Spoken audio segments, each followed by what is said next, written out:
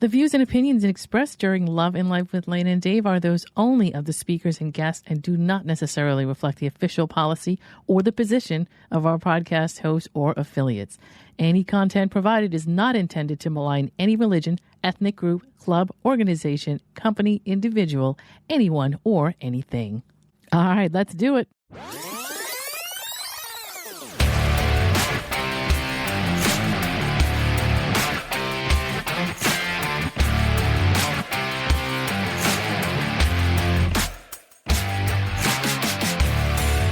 You're listening to Love and Life with Lana and Dave, the podcast where logic is power and you take control.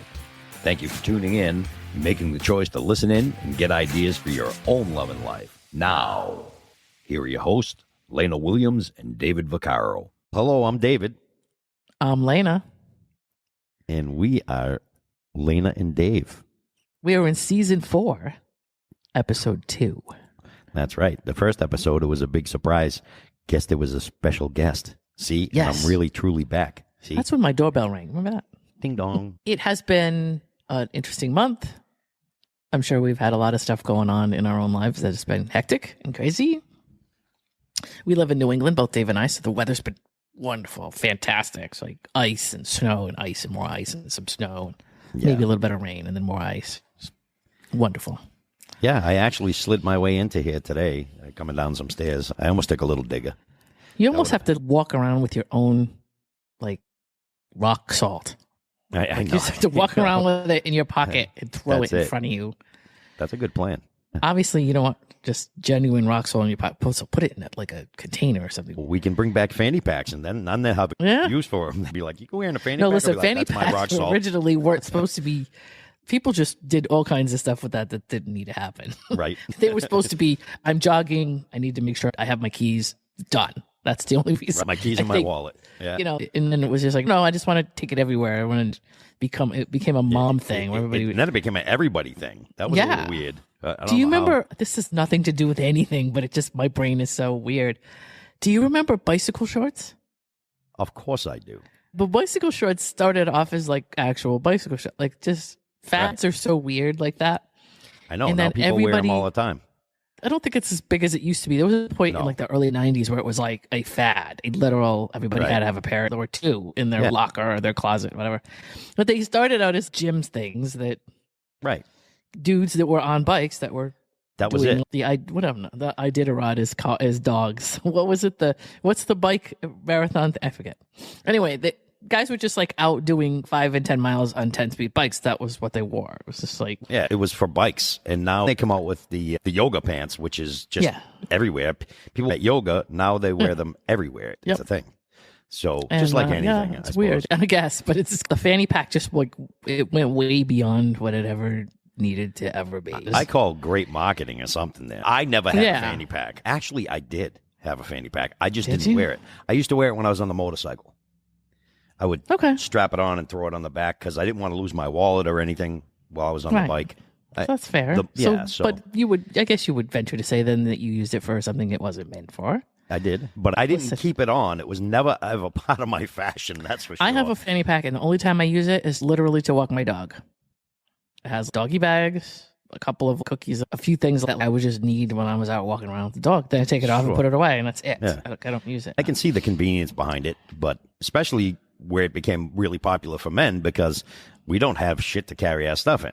We never, ever have that. Do you know how many men had to go and had their friggin' spines adjusted from sitting on their wallets? That's an actual medical thing. It's a real thing. Because like, our wallets would get so thick and then we'd end up with back problems. I remember when I was having back problems and the doctor goes, can I see your wallet? I pulled out this big fat thing that was like 3 inches thick. And he goes, yeah, keep that out of you. Put it in your front pocket and you'll be fine. It's just like it literally will cause like spinal curvature and issues with balance and all kinds of stuff. That's a thing where like men just like gradually fall into a habit that they just don't.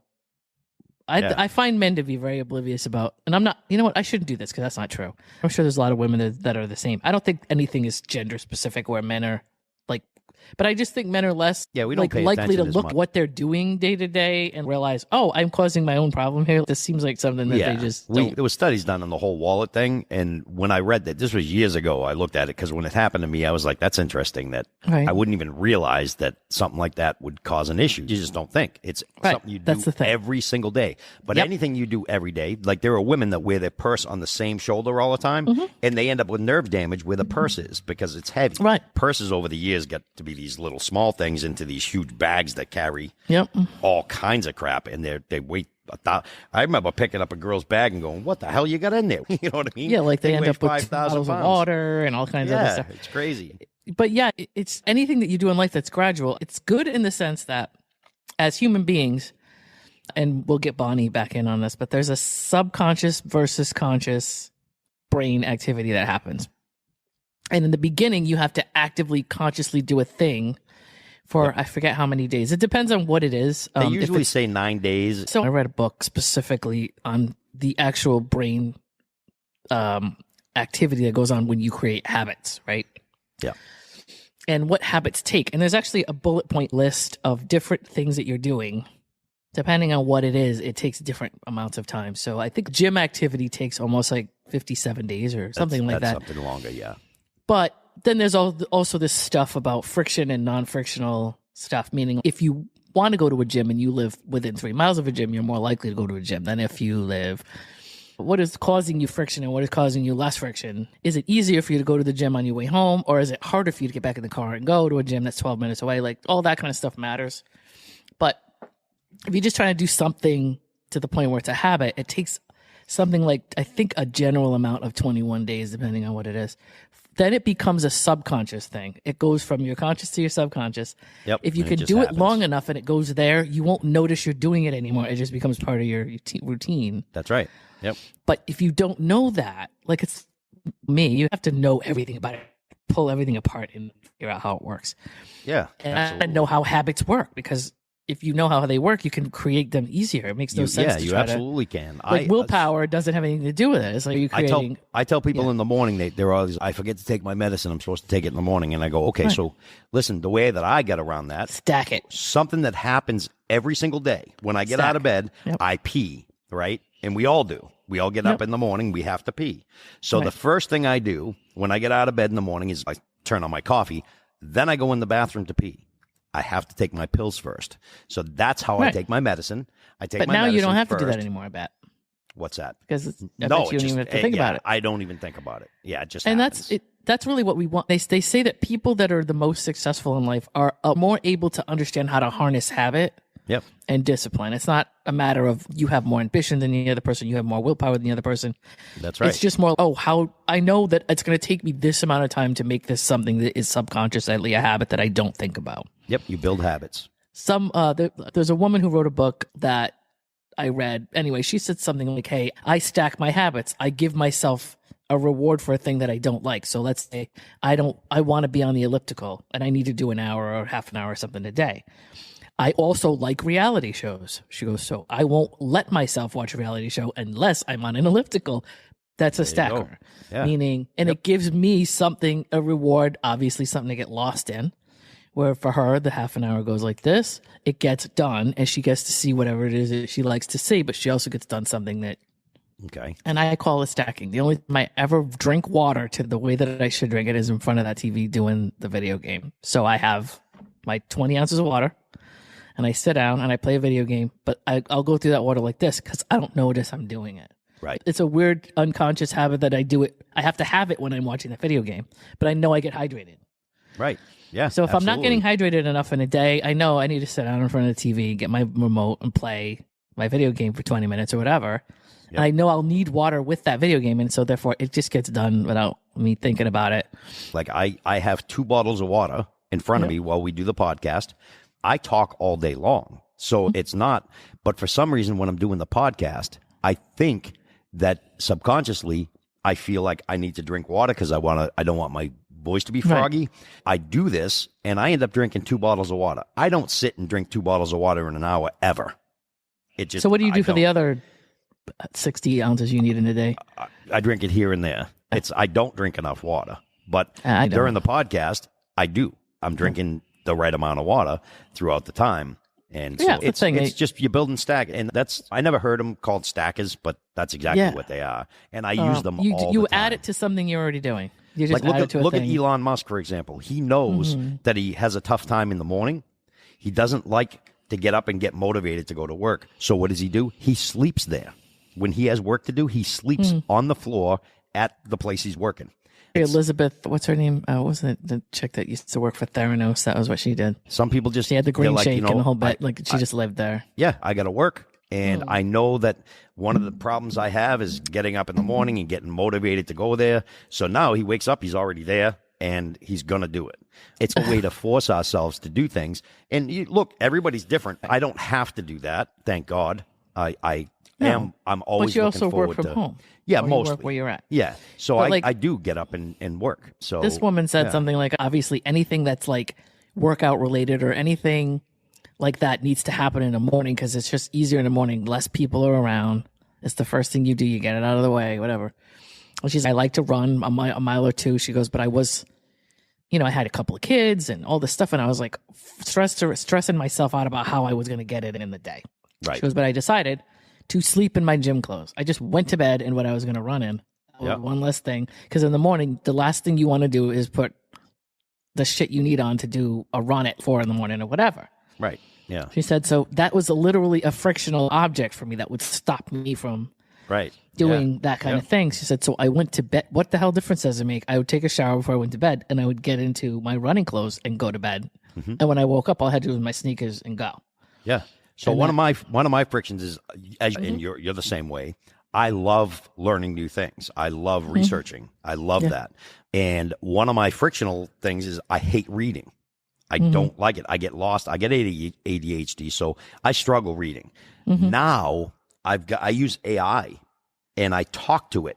And so I can have a conversation with it about numerous different things. And I learn so much because, and a lot of people don't realize that I use ChatGPT. That's the one that I use because there's a nice app for the iPhone and you can literally speak to it back and forth. And if they miscommunicate, like I'll give you an example. I just recently started growing my own food in a hydroponic system. So I can literally say to ChatGPT, look, I got a hydroponic system. These are the plants that I currently have growing. These are my readings that I'm getting. And she'll be like, oh, you want to do this, you want to do that. And I'm learning a lot because the nice thing about AI is that it has access to everything, basically anything. Hopefully everything. But you can ask it to look at a specific study and it will. So I learned the other day, which I didn't know, because I asked it, I was talking about Doge, because that's the big thing in the news right now, right? So I was asking questions about it, and she had no idea. All she knew about was Doge was the coin, right? I said, no. I said, President Trump hired Elon Musk, the Doge. I said, can you look into that? And she goes, 1 second, and then she came back. She had all the information on it, which is fantastic because now I can tell her to look at a specific case, and I can literally give case numbers and docket numbers, and she'll go get it. Yeah. And I refer to her as she because I have a female voice on mine. You could have a he if you want. Yeah, it doesn't matter. It. Yeah. So Dave and I were, we were talking about, I do have a quick story. I like stories. And I am going to write a book about my life, and this is going to be part of it. So I had recently met somebody, the people that, like 3 or 4 people that know me really well, probably last... we had been talking since like April, and anybody that is into MBTI, this guy actually had a personality type like mine. And he first approached me to talk to me about, this came back on my test and I want to know what it all means and whatever. And we started talking about this online, and then we talked about some stuff for a couple months and then decided we were going to go to dinner. We did go to dinner at some point in the late summer, early fall. We went out to dinner, really nice dinner, had a good time, really nice guy, liked the guy. And he's a mechanic. He was back and forth, mostly working on people's cars, blah, blah, blah. And so we were like, hey, let's get together again. We need to do this. All right, let's do this. And his birthday was like in November. So I think I talked to him once then. Then the holidays came through and we both got busy. Neither one of us. Always a Scorpio. Ooh. November what? Hang on. I don't want to say, I don't want to give my... All right. Oh, yeah. Hey, I said, hi, how was your birthday? It was uneventful. I said, yeah, so's mine. And neither one of us really care much about birthdays, whatever, because this is the type we have where we just don't, that stuff doesn't matter. The last time we talked was in November, so Thanksgiving comes and goes, and Christmas, and my sister comes up, and a bunch of stuff happens. And I sent him a message late January saying, listen, it's been since November since we talked, so I just want to make sure. In my personality traits and the things that I'm trying to learn and change about myself, I'm trying to be better about reaching out to people because I suck at it so bad. So I sent a message like, hey, it's been since November. That's a long time. I don't think we should lose touch that long. And so it was a week or two went by. And it was a weird feeling. And if anybody knows what I mean, it's just a weird feeling of, I don't think he got the message. It's not like a matter of him seeing it. And it just, if you look at the messenger where I sent it, it looked just like there was just nothing there. And I'm at work another day, and a friend of mine, a coworker, is asking me about something having to do with an ad agency in the area and a person who worked there and some ad she was listening to. And I'm like, I remember talking to this kid about it. What I'll do is I'll go back to the conversation because I remember pulling the ad agency at the time and whatever. It's the stupidest thing, but it was a reference point for me. Couldn't find it in the conversation. So I said, let me go to his Facebook page because that's where we started talking about it. And the first thing on the top of the page was rest in peace. No. That's what I'm going to say. So when you say he is a Scorpio, I didn't want to say he was a Scorpio because I didn't want to give that away. Oh, yeah. Holy God. Yeah, we're at that age now where it's going to start happening. That's wonderful. That's what I get to look forward to in the dating world now. We're in our 50s and we're kind of, don't get me wrong, there have been people that have passed away that I've known when I was in my 20s, so it's not like, but what a bummer because what a nice guy. And the two of us had a lot of mutual friends and stuff like that. And I guess he really didn't want to date you, huh? So somebody said to me, well, he shouldn't ghost you. And that's good news. And I'm like, you don't know if he's ghosting you now. Because if he well, really liked you, he might be ghosting you in the real way. I never understood ghosting. Jumping off of that, that I'm in this group on Facebook called Gen X. And I don't know. Obviously, we're that generation where we're trying to figure ourselves out in our 50s. Okay, how do we date? How do we be 50? Whatever. Right. And ghosting is a weird term where everybody seems to be using it. It's going the way of narcissists. It's going the way of gaslighting, where it's just becoming the answer to everything. And I always stop and say, wait a minute, what do you mean by ghost? I can't even answer a question anymore when somebody asks me that because I have to know what the hell they're talking about. Because it's probably not we get the gist, but it just doesn't make sense, like what it is. Right. At the beginning, ghosting in the beginning meant somebody that you knew that you were talking to. It didn't necessarily have to be somebody you were close with, but somebody that literally drops off and you never see him again, ever. Like ever. Right. It's not a temporary thing. Yeah. So that's the meaning of ghost. Obviously, when somebody's dead, they ghost. They become a ghost. Exactly. They become dead to you in the conversation or in your interactions or whatever. Yeah. You had true ghosting. Yes. There it is. I did, and it's legit. And when you're truly ghosted, it's actually not as offensive as you would think. Yeah, so, that's right. It's not. But sorry to hear that. That kind of does suck. Yeah. It was just going over me not having any idea how to explain my feelings because I don't do that. No. It was very shocking. And what happened was... And just so the listeners know, she does have feelings. They're just none of your business. I'm human. I always say I'm human, so I have to have feelings. Unfortunately, I have no choice. But in my expressing my feelings publicly is a different thing. And so I have had 2 or 3 people that I've known in my life that have gone this way. And what happened was it was stomach cancer. And stomach cancer is...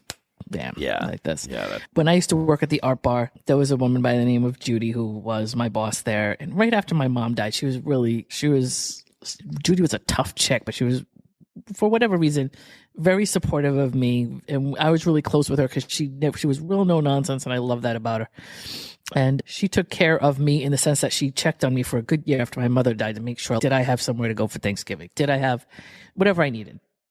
And I was always like, yeah, fine. She would boss me around. You're coming to my house for Thanksgiving. If I have to drag you there, she was like, that's the only way to work with I you. love that. Just so I know. But yeah. I love that it just meant, and she said, listen, I lost relatives and whatever, and I know how it is. And I know that you think you can do things on your own, but I just want to make sure. She died like within a year of that. Oh, and it was the same kind of thing where she had stomach cancer. And when you have stomach cancer, it's like almost 1, undetectable. And 2, by the time you start getting discomfort, it's too late to do anything about it. She died and nobody saw her coming when she died because she didn't know she was sick. And I know how quickly it happens and I know how unexpected it is. But it was shocking to see. That's terrible. So anyway, yeah, that happened to me recently. And I'm like, I guess building character is just going to be my strong suit in life because I have one hell of a story to tell. But yeah, we were talking about phrases, things that people say in dating and like where they come from. My initial conversation with Dave this morning that we decided to move to the podcast because we just started doing a podcast without the podcast. And if you've listened to us long enough, you know what that means. We had an hour-long podcast and we weren't recording. That's really what happened. Yeah. So we're like, wait, maybe we should be doing this during the podcast. We're trying to figure out what to discuss. And it's a tough thing right now with Dave being AWOL like he is. Yep. Where I need structure. I crave structure. I can't just open a mic and wing it. And see. Dave wants no restrictions whatsoever in his conversation. So it'll be what it is. We'll turn on the mic and it'll go where it goes. And I need to know topic is 2 days in advance so I can create an outline. If we were recording that would have been a great podcast. I know. By the way. This is not the first time that we've had to say this because we've done this before. We've done 4-hour conversations in the middle of the night when I was not as busy. We used to constantly have 4-hour. Numerous times a week that could be phenomenal podcasts. I think what we're going to have to do now, because we're not talking as much as we used to because of the time constraints. Yeah. We have stuff that we're dying to talk about because it's been too long, and it's just worse. It devolves into chaos. Anyway, it's chaotic, but you guys get to join in on the fun. Basically, what we decided to do, and we started talking about really where dating is right now, and with the exception of me, with me trying to be of what men in the dating world feel like they need to do or not do because of, and I'm going to bring up feminism because technically a lot of it stems back to that. And feminism is not a bad thing. Right. There's some confusion out there. There were stages of feminism though, right? Well, no, I know. But what I mean is just in general, like the whole idea of it to begin with, there's really nothing bad about that. No. However, it's going to shift social paradigms. Yes. And I don't want to go too much detail because we did this in a previous podcast, like where dating was and how it became where we are now. Right. Has a lot to do with what women want, like ages of things like marriage, what that kind of stuff meant in the 50s and 60s and 70s and what it means now. What is happening now is not going to, I mean, there's a lot of women out there in the dating world that don't really have any concept of where they're at and how they got there. And that really should probably be a topic that people discuss. Yeah. Absolutely. So there are women that are like, hey, I'm 25 and I want this and I want this. But it's important to show those women, hey, if you were born in this specific, you were born in 1945, you would be hard pressed to be talking about stuff like this. This would not be your primary, what have you, because the world that you lived in would have been different. So I don't want to sound like a boomer at all because that's not my thing, but let's use the word privilege. Isn't privilege a great word? That women are privileged in this day and age to be able to say, I need this and I need that. And the things that they want to choose are born out of feminism being fought and them being able to have these options. And a lot of it comes from, as a woman, you have a job, you probably bought a house, you have a car, you have the option to go to college after high school. There's a bunch of stuff that you're doing in your daily life that women did not do in 1950. So your options are different. What you want is different. So at the end of the day, I think because women want different things, men are now confused as to, and to be honest with you, I feel weird about this. I want to talk about the patriarchy, but not too much. I understand the way it used to be served men. It gave men an advantage. It did. It was easier for men to run the world in the back of the Mad Men days. Women were technically second-class citizens, and there was a structure set up for men back then where they were guaranteed partnership. They just were. Right. Now, is that right? I don't know. Is it wrong? I don't know. It was just the way it was back then. Now, women are choosing as well. So that's what's happening. Women are saying, okay, I always bring up Archie Bunker because it's just, to me, it's a prototype of what women that were getting married in 1950, 1960, this was the society they lived in. That was the norm, yeah. They didn't have jobs. They lived at home. Women lived at home for a long time before they were married, and that was the first time they got out of their house. Right. And unfortunately, a lot of them left their house and got into a whole nother freaking situation with another. Getting married young, there's an advantage to get married young if you're living in 1950, 1960, because you don't know what the hell's going on. You're clueless about the world. And you're told by the time you're 25, you got to get married. Otherwise, you're no good. You're used goods. You're not marryable, blah, blah, blah. Right. That stuff was not an accident, right? So when women got married in 1955, 65, 70, whatever, they then rolled over and became their husband's property. And I'm not going to say in any other way. That's what it was. Yep. And then it was like, my husband's a piece of shit. He doesn't know how to do this and that. And he treats me like this. And we go to a party and he doesn't know what to say. But he pays the bills. He makes sure that the mortgage is paid. He makes sure that. Yeah. He was providing things service. That men. Mm-hmm. Yes. There were certain things that men provided. Back then, we were looking for somebody who had a stable life, who had probably a family that was stable, who would have been a good father, a good. Sure. And he was valued for his providing capabilities as well. Yes. But with the exception of everything else, okay, so it became, I'm not saying it happened all the time, but mostly men were valued based on what they could provide, what they could fix, whatever. It meant that if he had the personality of a wet rag, then you just dealt with that. So now I personally believe women are just looking for guys with personalities that we can stand. I honestly believe that's the bottom line right now. Sure, there's women that are double dipping and doing weird things and they don't know what they want and whatever. And I don't think that's like that, been like that forever. I think that in all fairness, if you ask women if they want a provider, a woman will not date a man that works at McDonald's. A majority of them will not. Well, that doesn't mean they want a provider. What does that mean? Now we're hitting a wall here. Okay. It means most women, and I think this comes from history, but it has changed. Obviously, the group of women I hang around with, they're typically bringing in the bacon. The type of women I've been around have always done that. And they don't complain about it? No. Okay. No, because they made that choice, right? Yeah. And in the end of the day, a lot of those women were like, I provide this, so we need this to be done in the house. This has to be done. A lot of my friends who had problems with men were men that didn't want to be domesticated. Mm-hmm. They wanted to work part-time. They wanted to bring in what they could, and they couldn't match. And it wasn't a bad thing. It didn't mean that they were losers. It just meant what they did for a living brought in less money than what my girlfriends, they were married. A lot of them were legal services, or they were doing 3-figure salaries for whatever reason. Sure. And a guy that worked at AutoZone and was a manager there, he may have brought in 40 or 50, but technically he'd be bringing in like a third of what she was. Sure. Yep. So in her mind, it's like bringing in more money than you. So how are we going to do this? And that would be the division of, we've got children. Somebody's going to take care of it. Hey, I work a 6-figure job, but why is it my job to come home and take care of the kids and everything when I get home? Right. And men would be frictional about that. They'd be... Yep. I don't want to do that. I was doing this all day. It's like, all right, somebody's going to do this here. So that's where, and actually, some of my friends. That goes both ways too, because, and I understand why, though. Mm-hmm. So, for example, let's say the guy is the one making 6 figures and the woman is working at AutoZone or something like that, but she's still working full time. So they're still working the same amount of hours, they're just not bringing in the same amount of money. So time is time. No matter what. Mm-hmm. In fact, the AutoZone worker probably works harder, lugging shit and doing more stuff.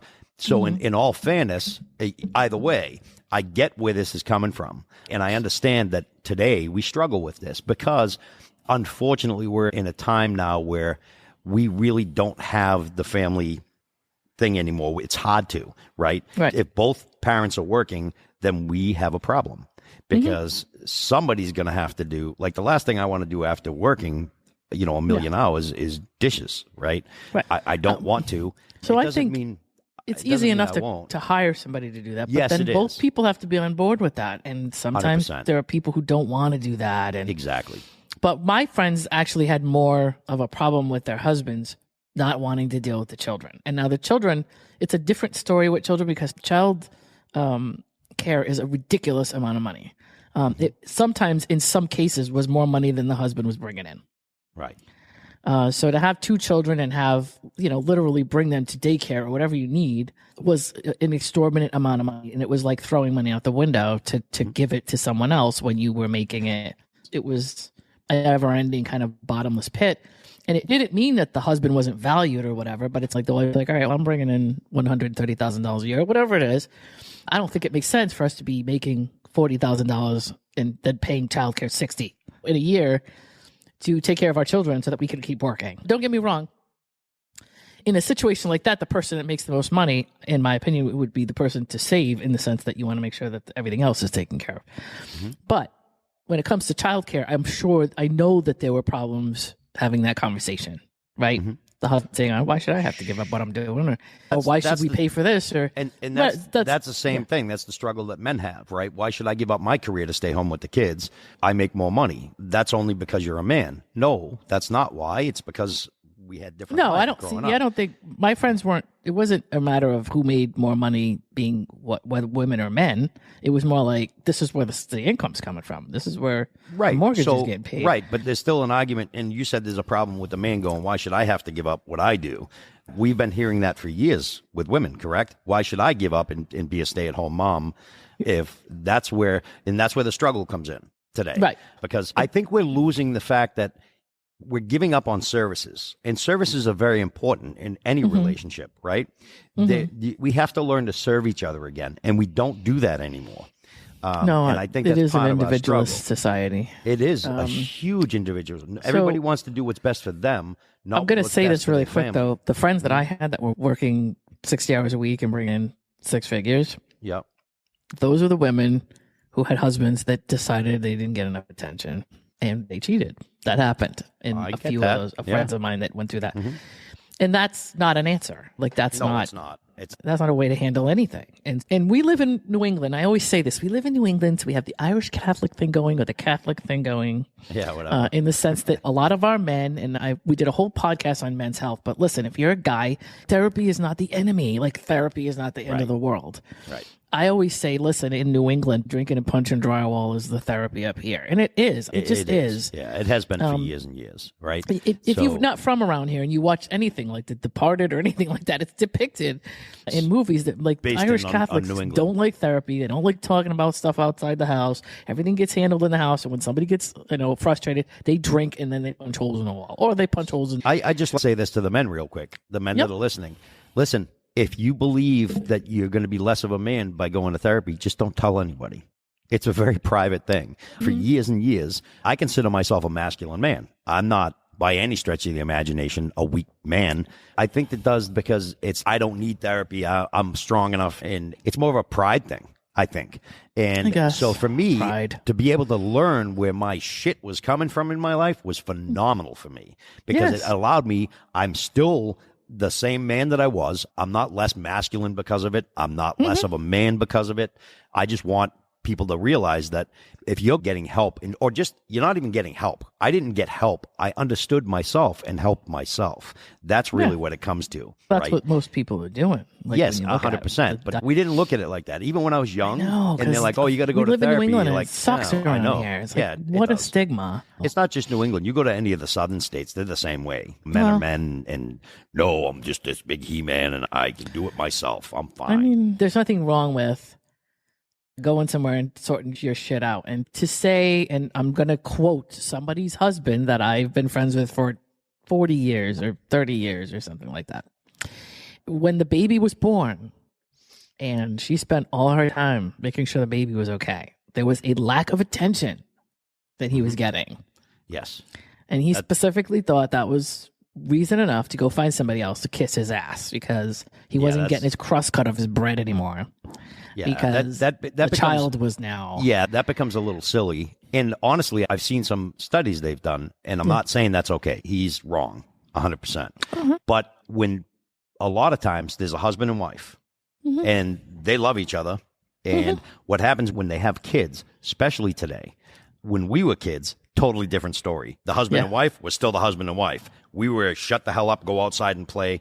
They still maintained their relationship, which today... The child comes between the two.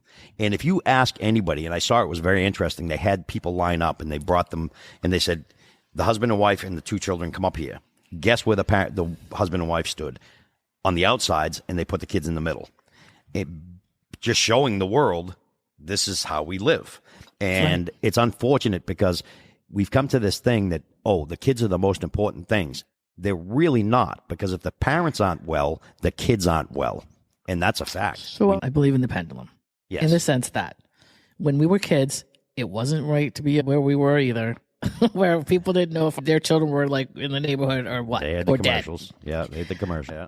However, the pendulum swing shouldn't have gone so far in the other direction. And so there should be some middle ground of, hey, we're friends and we became lovers and we got married and we're each other's world.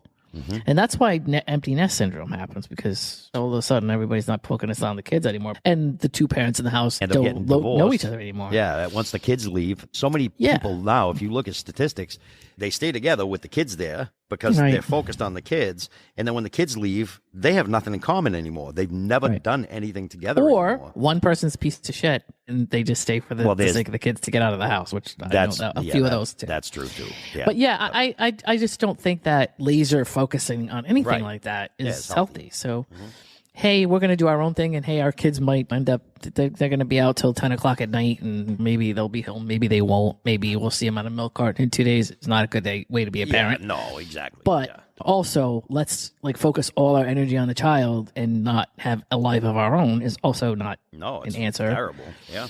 But we'll go back to the topic we were talking about, because Dave and I were talking about dating today, what the dynamics are like out there, or what the feeling is out there. And I'm going to quickly get back to what I was saying, which is that women are now looking for a different thing. The thing I'm a little bit perplexed about is that men are not. And the reason, I don't know why that is. I think that men are just maybe raised in an environment where they just haven't learned a different way. Because life has changed. The world has changed. So women are changing and saying, okay, we would have had a husband that took care of us, and this would have been our priority at one point. But now we have jobs. There's nothing to provide us that we don't already have. So in my opinion, because what do I know, right? I know what I would want in a relationship now, and that would be like a teammate. So when you say McDonald's, because I got to bring that around in a circle, we're not looking for somebody who doesn't work at McDonald's because we want to be supported. We're looking at somebody who doesn't work at McDonald's because we're looking for ambition. And what we're looking for is to match ours. So don't get me wrong, if you're with a guy and the world sucks and there's nowhere to get a job and McDonald's is hiring, then fucking go to McDonald's and get a job. Right. If that's all you can do because you need to get by, you're just not going to get a girlfriend because you're not motivated. The pandemic was a weird time where people got shaken out of the trees, and a lot of people started taking jobs they needed to take so the world, in the way that things are going on in the world, is a different story. But in general, it's the ambition that women are looking for, in my opinion, based on people I know and based on people I've talked to. We don't want you to pay us to live. We're not looking for you to take care of us per se. What we're looking for is we take care of us and you take care of you, and let's together become a team. And the ambition or the ability to want, and again, this is just a mismatch of personalities, so nobody's wrong about this. I know women are just more or less likely to date down than a man will, right? Because if you ask a man, would he date somebody who works at McDonald's? He'll say, yeah. Because, now, I can provide. So. Now, your point on that might be that women should be less. And my point is, why would men want to date down? They shouldn't be doing that either. What's important to them is what's important to them. And for women, it's the same thing. What's important to us is what's important to us. And so I don't know. That's almost like I don't know if that's a fallacy that matches. So we talked about the pendulum swing, right? So it went, again, I believe it was gone too far. So if it's gone to the complete opposite side, then shouldn't it be the case that women are the providers and are okay with that? Because they're not. There are women that are. There are women I know that are. I understand that, but what I mean by that is that because you talk about your friends, and if one of them works as a six-figure job and her husband works as a manager. But we're realistic, though. Right. When you look at the household, you have to do what you have to do. Right. So we're not looking at, I don't want a man who doesn't work. We're looking at what the fuck we need to do to get this household in order. Yeah, I'm working a six-figure job, and I meet a guy that I like. And yeah, sure, he works at McDonald's. I don't care because he's working. As long as he's busting his ass and trying to make a paycheck, I'm not going to care where it's coming from. The dynamics of who men will marry and who women will marry also involves family dynamics. Yep. So if a woman doesn't want children, then it's not going to make any difference to her. If he's just going to be home, then why? Because there's nothing going on there. If there's kids, that's different. Okay, somebody's got to be here to take the care of these kids. These kids cost money. Sure. I get that. But if we're just going to get married and live together, or we're just going to date, it doesn't matter, then why would a man be supported? Just like, why would a woman be supported? Yeah. I believe because there was a point in time with feminism where we were like that. Okay, if we marry you and there's no children, what the fuck are we doing? Eating bonbons all day? Why can't we work? I don't want my woman to work. What else are we going to do all day? Yeah, we're going to go. Nothing, right. And if you've ever seen the movie The Help, what are we going to go sit on the bridge club and we're going to go like women just were bored and needed to go do something, and so they became PTA people and all kinds of other stuff because like they were actually forbidden to go get a job. Right. Yeah. And there's a lot of reasons why men didn't want women to work. And I won't get into those now, but I'm sure you can imagine. One of them being, the situation we're in now, because men were afraid. Well, what if she could find something outside the house that's more exciting than me? And then I don't have any value. Look at today's dating culture, right? There's multiple options, and people today are exactly doing that. They keep their multiple options open, always. That's why it's so, statistically, it's a majority. Right? That's why there's so many single people in the world today, in the country. I can't speak for other countries because other countries still have different cultures. But here in this country, we have in fact, there are more people cheating today than ever in history that we know. I don't know that's true because I believe that we didn't know what was going on back then. I can tell you from experience that because I'm an older man, so I don't appear to be a threat or somebody that would attach myself to them. And I get offers all the time from younger women who are in relationships or married. I don't do that because I believe that marriage should be something serious. But I hear it all the time because people talk to me about open things and they're like, listen, I'm not certain things I still want to have fun. I still want to enjoy myself. Then what did you get married for? Or why are you in a relationship? Well, I feel like there's people that have gotten away from the norms of society as well, in the sense that like how sacred is marriage to people today based on how it used to be because the world is different. So a lot of people think marriage is kind of disposable dating culture is what we got going on today. Because I don't know that where we were was the right way to do it either. No, so I get that, but it's an evolving community. I got this little nugget of information. I'm always digging for stuff that I can find out. So I get on dating sites.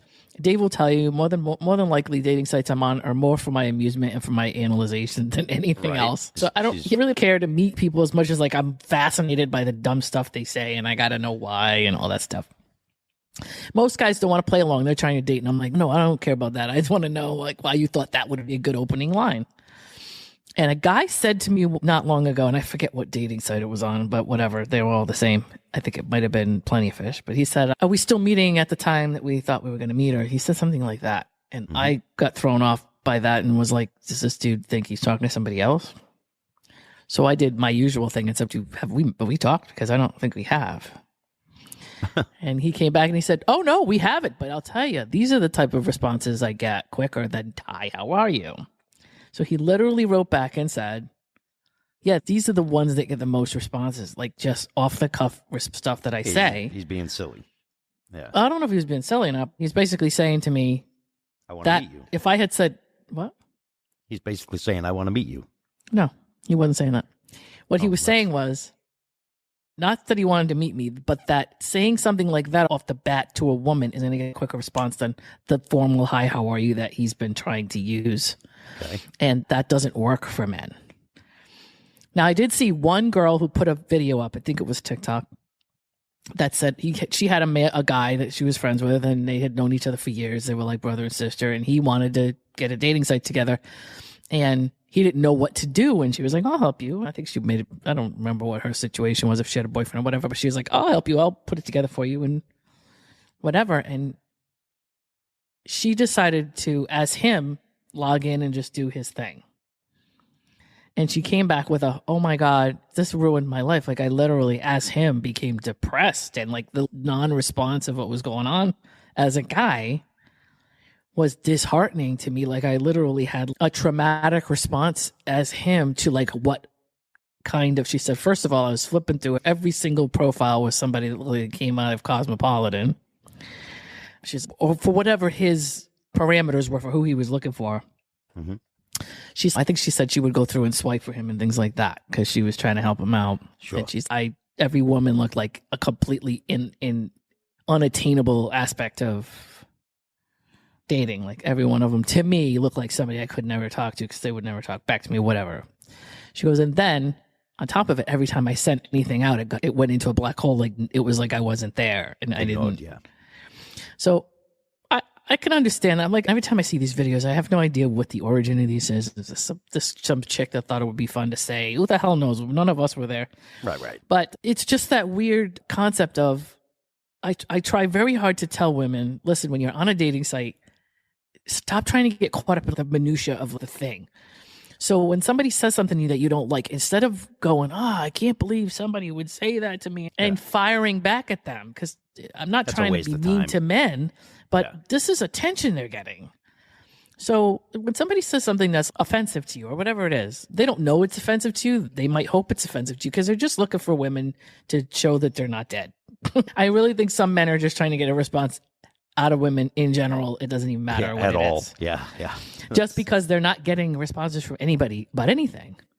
Yep. So that old adage of the toddler who throws a tantrum because his parents will stop what they're doing and pay attention to him. All attention is good attention for some people. I think for guys, like, that's just, they're never going to get a date out of it. But I think a lot of them at some point don't even care. They're just looking to get responses. I think people are getting frustrated and mad in the dating world. Sure. Look, we're in a society now that you just swipe. Really? Yeah. I know. That's why I never thought it would come to this, to be honest with you. Dating stuff would go by the wayside because it was so weird. It's really a bad idea because you've got I could literally sit there for an hour and a half swiping through different women and I go, ooh, she's better than the last one. She's better than the last one. So who am I going to focus on when they're sending me messages, right? I'm going to focus on the one that I'm the most attracted to as opposed to actually having a conversation because most of them don't turn into conversations anyways. They're brief. Okay. So I use Hinge. That's the only one that I use because you both have to, before you can talk, you both have to match. But I noticed that even if somebody reaches out to me first and then I match with them and I try to have a conversation, they're just gone. It's okay. So what did you match with me for? Did you not? I don't think this is personal. I think a lot of people are having this problem, and this is what I think is happening. Yeah. As far as I can only speak to women because I only know women complaining about it. I know that some people just swipe anything that looks good. Yep. And then they wait. They probably take a cut and paste and throw it out for everybody. If it's something like Bumble where you have to be, I think they changed that whole women have to talk first thing because, and I'm so sorry, ladies, to do this to you, but you guys were stupid enough to forget that you had to start the conversation. A lot of women in Bumble's profiles were like, I'm not going to talk to a man unless he talks to me first. It's kind of, the whole app is based on you speaking first. So you can't have that demand. Right. I think they got rid of it because you can't live in a society where you don't want the man to lead and then do anything about it, right? This comes down to critical analysis and people actually having any idea what the they're reading these days. I don't think anybody has any reading comprehension about anything. So when you get on Bumble, the whole point of Bumble is that women are supposed to make the first move, which I liked because I personally prefer to do that. I just end up with better results that way. But women were joining it not knowing what the hell the app was about and didn't want to read it or whatever. Or they're just so set in their ways that, they decided that they were just going to go in and cut and paste a profile from Tinder and thought it was the same thing. I don't really know. But Bumble had to get rid of that because many women were just not understanding the concept of it. Right. I hear women all the time saying, look, if he doesn't pursue me, I'm not interested. If he's interested in me, he'll pursue me. I don't mind it. But if we're going to do it that way, then let's do it that way. Because if we're expected to lead and then pick where we go on the date, and girls want that. I don't want to have to tell him where I want to meet him. I want him to pick a date. I hear it all the time. And I'm okay, you want me to do that. I don't get it. But you can't even keep the conversation going. I'm expected to do all this. And what do I get? Nothing. A swipe, because now, again, we're in a disposable dating culture. I decided that I will never go on a date with anybody from Hinge. I'm looking at it as more of a game thing now, when I got nothing to do. But in reality, I will not date somebody if I've not met them in person first, ever. And I don't mean I want to meet them on the internet. I'm not interested in dating somebody from Hinge at all. Right. I want to meet somebody out and about. I'm going to start talking to more people. Now, that becomes an issue, too, today, because people are like, what are you talking to me for? But I'm doing it anyway. So if they don't like it, then I'm sorry I offended you for saying hello. The Me Too movement happened. And I'm going to speak on behalf of women on that. There are men that come over to me that will come up and say to me, I can't even talk to women anymore. Now men can't speak to women anymore. And I'm like, I don't think that's happening. Well, I think that's an emotional response to what's happening. Like you're falling into the, what if somebody takes it the wrong way? So I'm just not going to talk to anybody, which I guess is okay if that's what you want to do. But don't say women don't want to be spoken to in general, because that's not true. Now, you might run into a woman like that. That's her problem. Right. And you say, okay, sorry, and you just move on. You're not going to get taken to jail for saying hi to anybody. That's an overreaction, I think. So I feel like men in general are just like jumping up and down and getting mad because they just can't do things the way they used to do, and they don't like it, and they don't want to change that, right? So their thing is, I'm just not going to speak to anybody ever again. As a matter of fact, there was a conversation I had with a bunch of people about persistence, which anybody knows me knows I hate it. I hate persistence. It doesn't make sense to me. If a woman says no, that's it. If she says no and she means yes, then this is not your problem. That's on her. It's not right. your problem. We did a podcast on that, actually, because you're right. I've had a woman say, I'm not interested. And then she's like, if you really like me, you would have pursued me. And I go, I'm not pursuing somebody that said, I'm not interested. What am I? It doesn't make any sense. Now, I've looked at, being the weirdo that I am, I went down a rabbit hole and I've looked at past generations and stuff that was going back into the 1800s. Hard to get was a thing, but there was literally a social ostracizing that would happen for women who were like too eager to say yes. Correct. But again, I believe that society back then, especially in the 1800s, was man run. So that was y'all, all right? Yeah, yeah. Now, of course, in this day and age, no man now is responsible for that, but I'm just saying that's where that originated. Right. Where women were seen as seedy or easy. Whatever. Okay. Desperate. Now, we're like coming out of the woodwork saying, okay, we don't really like that. But there are women who are going to, again, I don't know where women today are getting that from because none of them were alive in the 1800s. I know. Okay. But, yeah. And when a woman said, and I don't care, you can get mad at me if you want. Find me on Facebook and we'll talk about this. Find me on Instagram and we'll talk about this. If you don't want to be bothered with a man and you say no, or you do want to be bothered with a man and you say no, how is that man supposed to determine the difference? Or better yet, come on the show and talk to us face to face because that's interesting. We'll do that.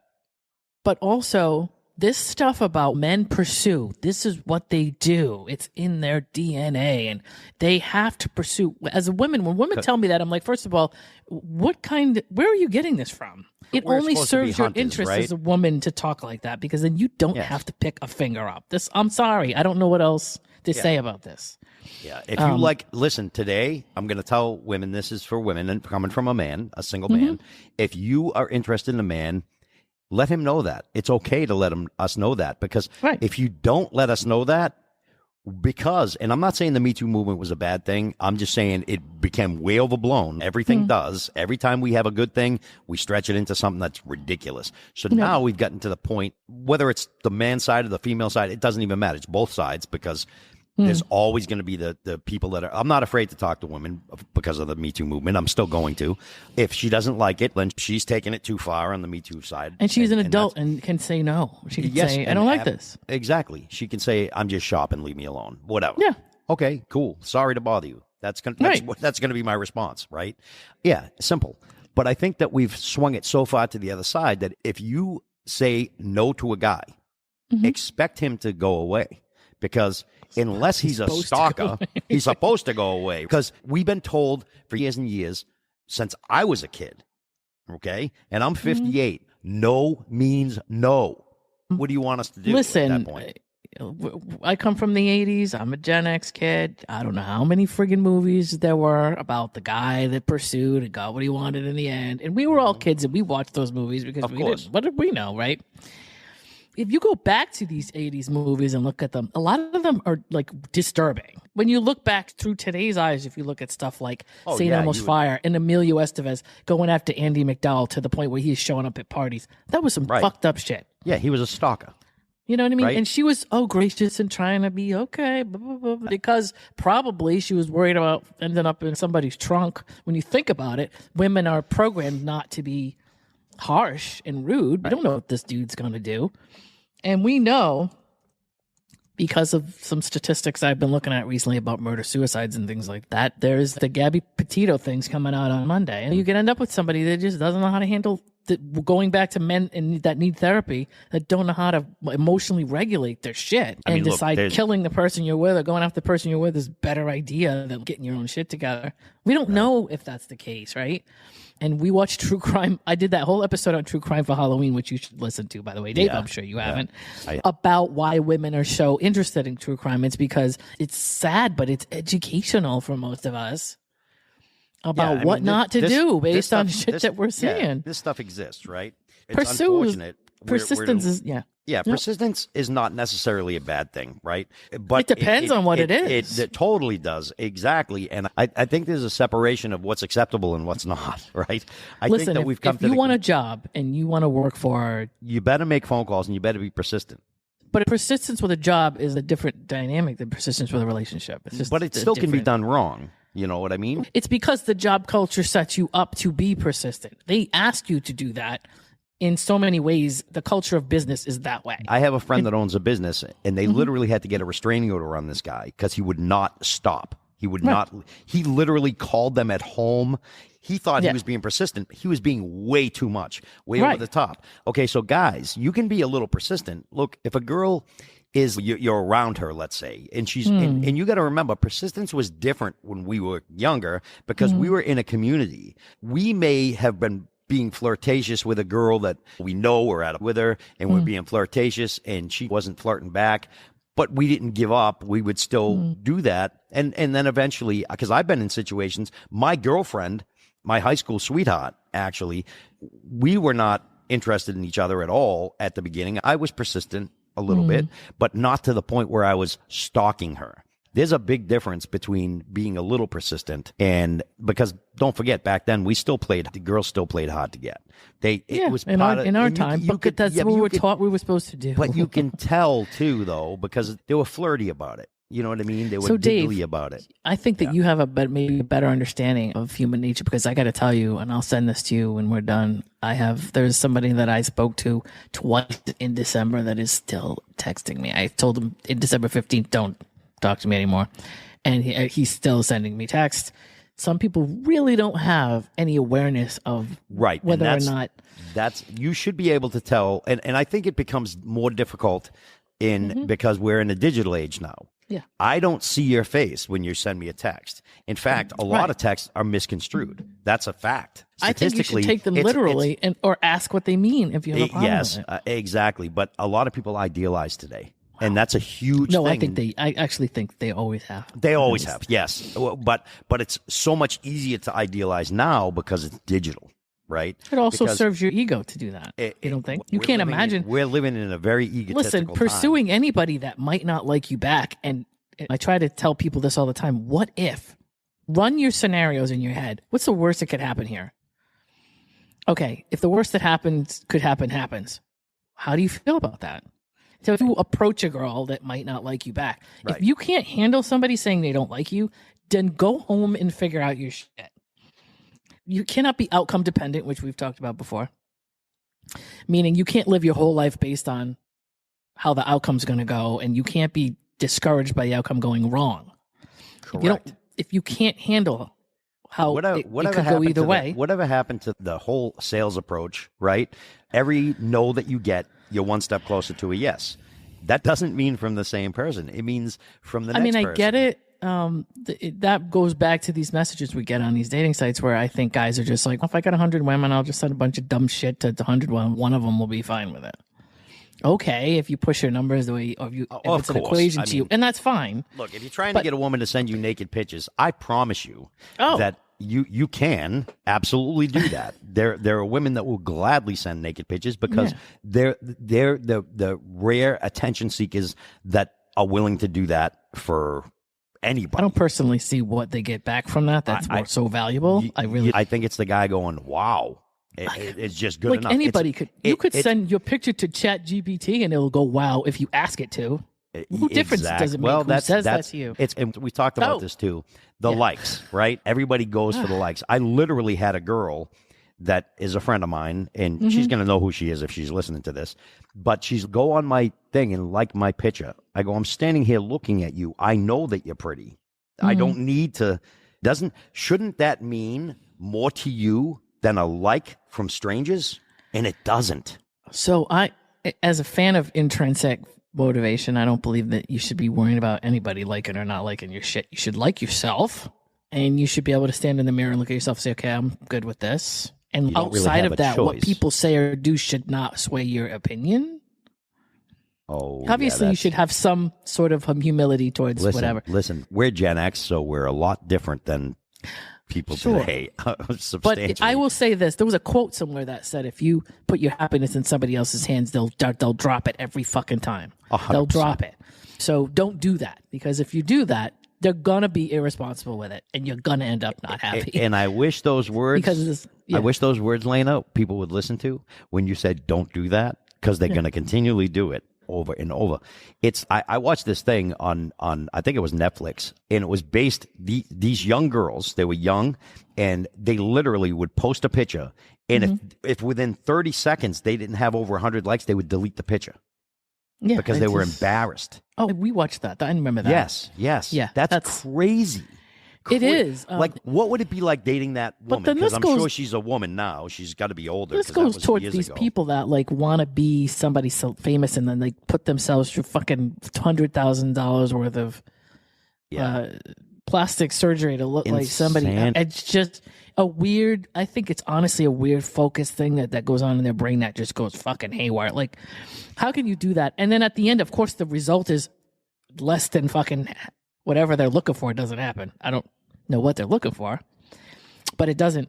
I'm not sure what their result is supposed to be, or whatever it is. They're always disappointed with the results of what they did. So if you've got 1 million people, let's say we go and our podcast hits 1 million listeners, great, because guess what? We're making money from it. But in reality, if we does it make us feel better as people? Do we like ourselves more? I like the podcast more. Right. That's it. But that's what I'm saying. Is our self-worth tied into that? No, it's not. And that's the thing, is that it doesn't mean that I'm going to be like, okay, now this is my life. And people have taken these like things and made it their life. So they don't even realize, wait, because look, Love and Life with Lana and Dave, you're listening to it right now, and we appreciate it very much. But as soon as we're done recording this, we have lives. Like real ones that it doesn't matter That's how why many we come across so well in the podcast. It is because we're real. Yeah, we're 100%. We're not just looking for likes. We're just enjoying conversation with each other, and we share that. If it gets popular, that's great. If it doesn't, we're still going to talk like this forever. You know what I mean? We did this long before the podcast started, and we'll probably do it long after the podcast dies, if it dies.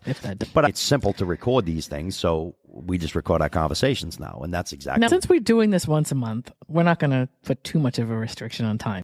That's it for part 1 of this podcast. Stay tuned for part 2. Hey, you just listened to Love and Life with Lana and Dave. Thanks for joining us, and we hope you enjoyed it. If you did, please share the podcast, leave us a comment or a review, and don't forget to subscribe so you don't miss any new content. We'll see you soon.